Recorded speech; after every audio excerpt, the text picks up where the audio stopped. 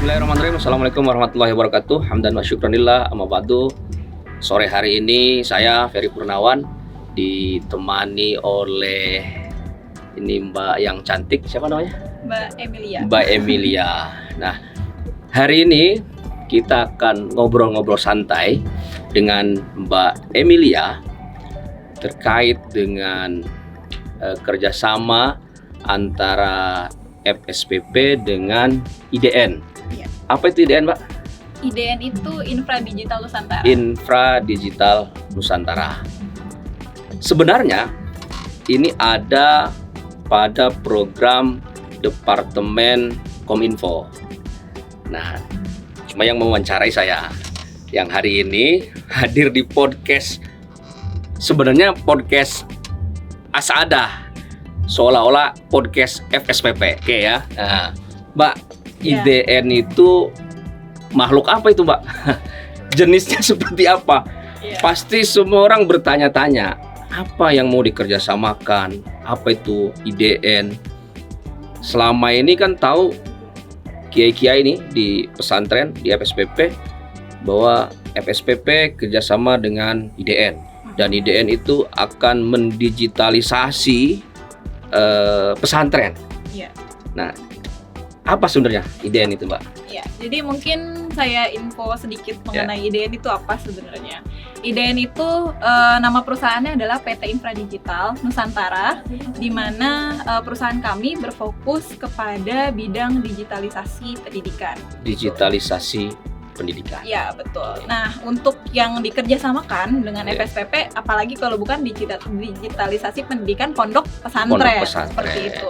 Harapannya ketika pondok pesantren sudah lebih digital, dapat membantu kemandirian pondok pesantren tersebut. Gitu. Kemandirian pesantren. Seperti itu. Cuman untuk kemandirian itu memang perlu langkah-langkah yang besar gitu, Ya. tidak bisa instan istilahnya gitu.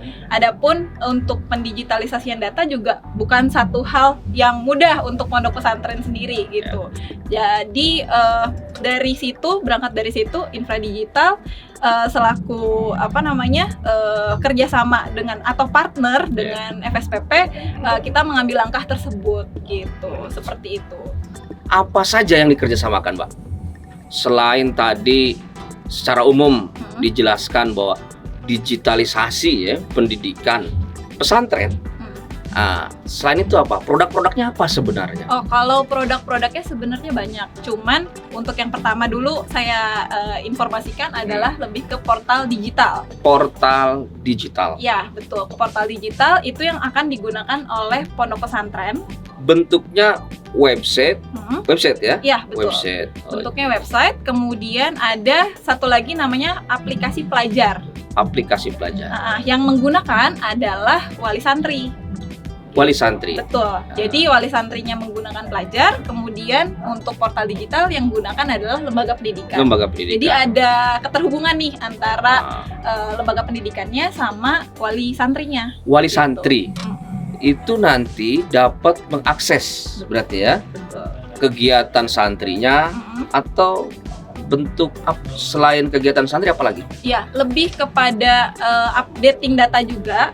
Kan biasanya selalu ada gap ya untuk informasi antara lembaga pendidikan dengan dan juga orang tua. Ya. Nah, ini lebih ke arah konfirmasi ketika lembaga pendidikan sudah mengupdate datanya ke portal digital, otomatis kan orang tua tahu nih atau wali santrinya tahu, oh data anak saya ini, kemudian abis itu nama saya ini, kemudian ada nomor kakaknya dan sebagai macamnya. Pokoknya data-data informasi mengenai orang tua maupun dari wali santri gitu. Itu Siswanya, sebatas identitas berarti. Identitasnya dulu. Iya, identitasnya dulu, base-nya dulu kita penuhi. Lalu kegiatan-kegiatan santri di pesantren, apakah itu juga bisa masuk ke dalam program IDN itu? Iya, tentu bisa. Kalau dari portal digital, kita menggunakan fitur namanya ada fitur pengumuman. Atau fitur humas lah gitu semacamnya. Jadi kayak informasi ketika santrinya misalnya ada kegiatan apa nih gitu. Kan di Asada misalnya contohnya sedang mengadakan kegiatan kumpul santri atau apa gitu. Nanti ada informasi ke orang tua juga gitu. Itu ada fitur pengumuman seperti itu dan bisa di set juga misalnya kita mau rilis pengumuman di hari Jumat gitu. Tapi kita mau bikin dulu kan karena konten, misalnya ada konten tertentu gitu. Dibikinnya di hari Senin terus di set di hari Jumat baru di-publish gitu, itu bisa juga gitu. Jadi lebih terstruktur. Nah, misalkan dalam proses belajar mengajar di pesantren, kegiatan santri kan belajarnya banyak ya. Nah, itu juga bisa digitalisasi, misalkan bukunya atau kitabnya.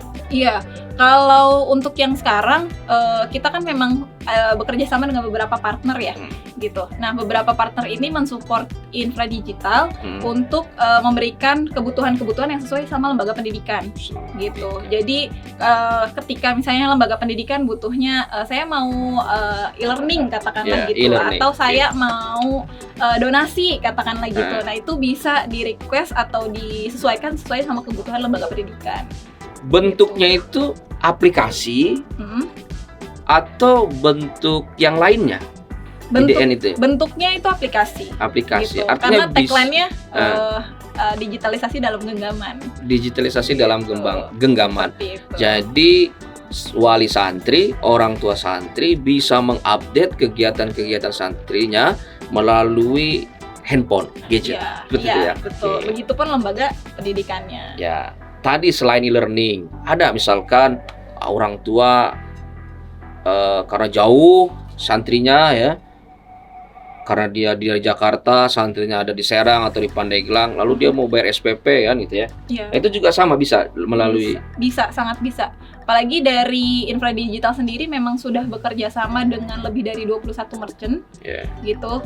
Di merchant pembayaran kita fasilitasi mau di retail, contohnya Alfamart, Indomart, atau di bank, misalnya BNI, kemudian Mandiri, kemudian BCA gitu ya, atau bank-bank syariah gitu, atau misalnya di aplikasi kayak misalnya Gojek gitu, Tokopedia, Blibli. Itu bisa itu?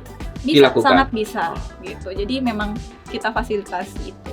Selama ini pondok pesantren sudah menjalin kerjasama dengan beberapa bank misalkan ya.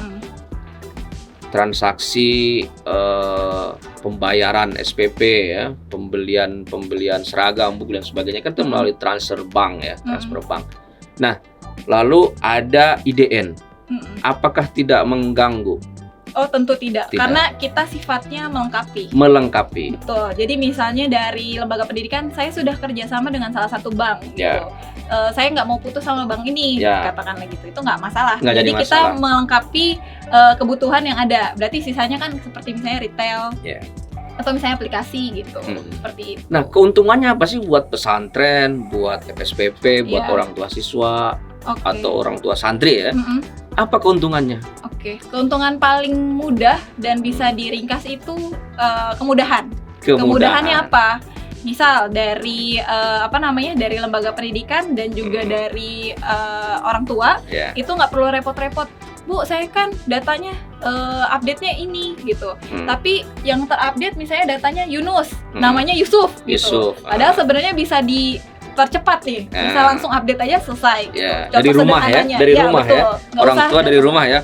Oh, ternyata ini nomor kakaknya salah misalkan itu langsung diupdate dari rumah bisa itu. Bisa. Jadi lebih mempercepat untuk proses pengupdatean. Pertama itu. Yang kedua misalnya, oh Mbak, saya mau ada kebutuhan lain di luar pendataan misalnya. Saya mau ada kebutuhan pembayaran online gitu.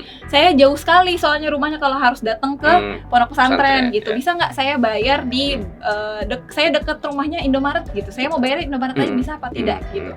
Bisa. Jadi itu lebih dipermudah lagi untuk pembayaran. Kalau misalnya dari pondok pesantren kita perlu donasi nih gitu. Donasi kan ada ikatan alumni banyak, kemudian ada wali santri juga yang mau berdonasi ke lembaga pendidikan juga bisa gitu. Jadi lebih ke arah mempermudah. Satu kata kuncinya itu, mempermudah. Gitu. 2 baru. Oh, apalagi? Ada lagi. Manfaatnya apa selain tadi 2? Baru 1, 2.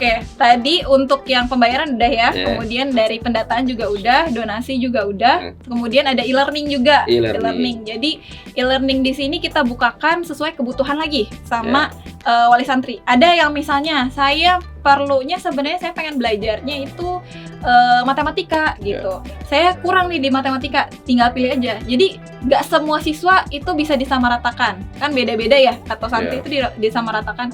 Dia mungkin kurangnya di bahasa Inggris gitu. Dia mungkin kurangnya di bahasa Indonesia gitu. Nah itu bisa memilih sesuai kebutuhan juga gitu. Jadi pesantren pasti mendapatkan keuntungan, ya. Oh iya, saya lupa. Ya. Ada yang lupa. Apa itu? Jadi ketika bergabung di merchant pembayaran kami, gitu, otomatis logo pesantrennya itu terpublish di semua merchant yang ada di IDN, gitu, di jaringan IDN yang bekerja sama. Yang bekerja sama dengan IDN. Betul. Jadi nilai pemasarannya, nilai pemasaran pesantren itu ada di setiap merchantnya. IDN. Dan juga kita sebenarnya ada membuatkan website gratis juga sebenarnya. Website gratis untuk pesantren-pesantren yang bekerja sama dengan IDN. Iya, bekerja sama dengan IDN dan FSPP tentunya. Nah, dan FSPP. Iya. Oke, sahabat-sahabat semua. Ini kita sudah banyak mendapatkan informasi tentang IDN. Tentu masih panjang lebar saya akan menggali informasi tentang IDN dan yang dikerjasamakan dengan FSPP, terutama dengan pondok-pondok pesantren, ya. Hari ini memang sedang ada pelatihan ya. Hari ini pelatihan kebetulan di pesantren As-Saadah. Iya, As-Saadah. Nah, nanti juga akan keliling ke beberapa pesantren yang ada di Banten, akan menjelaskan tentang program kerjasama IDN dengan pesantren-pesantren yang ada di Banten. Kita cukup di sini dulu. Oke. Nah, cukup di sini dulu. Nanti kita lanjut ke podcast berikutnya. Nah, tentu dengan narasumber yang jauh lebih cantik lagi. Nanti ini cantik ini. Kalau saya ganteng. Tentu ya, sesuai. Jadi, pas ya, udah serasi gitu ya. Udah serasi. Nah, Mbak, terakhir. Ya. Ada yang mau disampaikan lagi? Yang bagaimana supaya kerjasama ini segera dilaksanakan? Ya. Coba, seperti apa yang harus dipersiapkan pesantren? Siap. Jadi digitalisasi itu tidak bisa dijalankan oleh satu pihak. Digitalisasi itu tidak akan mungkin berjalan dengan lancar ketika hanya misalnya dari pihak FSPP saja yang menjalankan atau dari pihak IDN saja yang menjalankan. Digitalisasi itu perlu kontribusi semua pihak, termasuk aktor-aktor atau pahlawan-pahlawan lembaga pendidikan kita nih, gitu. Jadi ada pimpinannya, kemudian ada guru mata pelajarannya, ada wali kelasnya, kemudian ada operatornya. Itu saling berkontribusi untuk mewujudkan di digitalisasi pendidikan, gitu. Sesiap itu pahlawan kita, maka digitalisasi pendidikan juga dapat dijalankan dengan mudah, gitu. Walaupun di prakteknya itu kita perlu sangat-sangat ikhtiar dan juga usaha. Gitu. Saya yakin. Tapi Bismillah terwujud. Jangan semua dijelaskan dulu, Mbak. Biar semua penasaran. Jadi nanti yang ada pertanyaan-pertanyaan bisa ditanyakan di kolom komentar. Oke? Ya, oke, kita cukup sekian. Terima kasih Mbak siapa? Emilia. Mbak Emilia sudah hadir di podcast FSPP Provinsi Banten yang hari ini masih numpang di podcastnya Pondok Pesantren Modern As-Saadah. Terima kasih. Assalamualaikum warahmatullahi wabarakatuh. Waalaikumsalam.